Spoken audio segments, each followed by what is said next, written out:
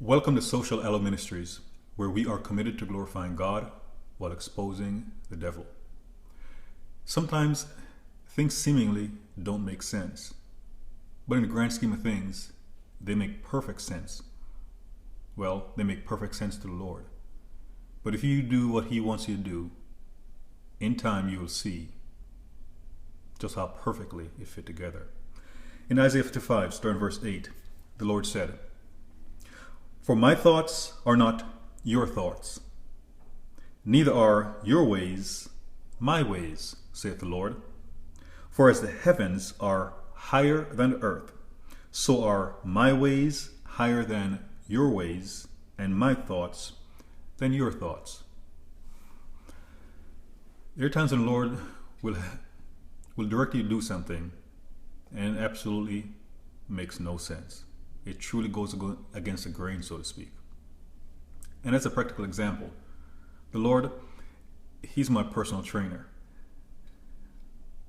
I remember in 2016, I just started riding bicycles. And I went for a bike ride. Went up a long, challenging hill. And my gear selection was such that it made it even more taxing. Then I came back down the hill and I was going up a smaller hill. And I felt the Lord tell me, go back up the hill again. That was the last thing I wanted to do. I was tired. So I was looking forward to going up the small hill, then another smaller hill, and basically hitting the home stretch. But I did what the Lord wanted me to do. I went back up the larger hill. And it was taxing. But even though I said the Lord is my personal trainer, the personal training isn't just about physical fitness. It is also about discipline, about obedience. When I was coming back up the middle hill again, I came into traffic. A few cars, they're moving rather slowly. And I started riding by them. But then I had to slow down too, because I noticed 3 deer, a doe and 2 fawns. They ran across the street. The mother cleared a fence that was probably about 3, maybe 4 feet high. But then one of the fawns jumped over, cleared it just fine. The other one jumped over and almost got tangled. In fact, it got tangled for a second.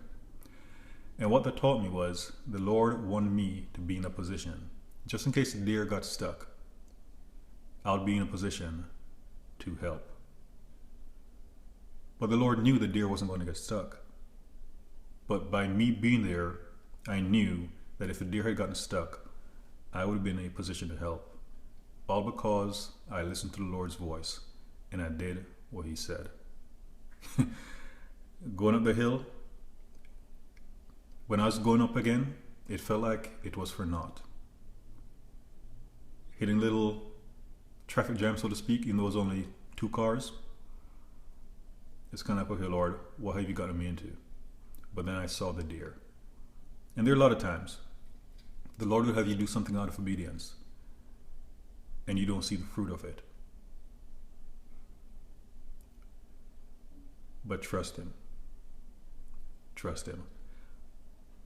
But I'll close with this caveat.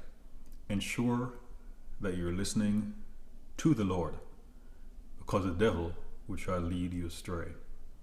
Because there are times when people have done things thinking they're listening to the Lord, but it was a seducing spirit, so to speak, misleading an individual, and they did something that was actually way outside of the Lord's will. But when it's the Lord, there'll be a purpose behind it. God bless you.